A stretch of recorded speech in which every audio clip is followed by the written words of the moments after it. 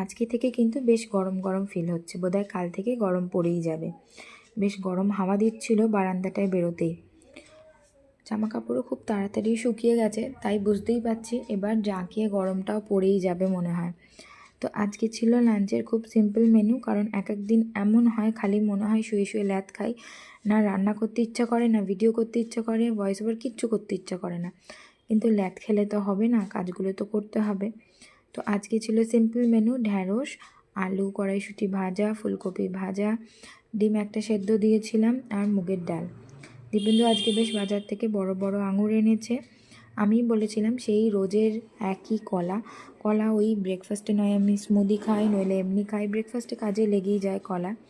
আর MIMO তো কোনো fruit সেভাবে পছন্দই করে না। তো রান্নার যেহেতু কোনো ঝামেলা ছিল না, রান্নাও তাড়াতাড়ি হয়ে গেছে, আর ফাটাফাট সার্ভ করে দেবো, কারণ হচ্ছে দিব্যেন্দু আনতে যাবে মিমোকে, সেই কারণে সার্ভ করে নিলাম। আর মিমো একটু মুগের ডালের মধ্যে ঘিটা খেতে ভালোবাসে,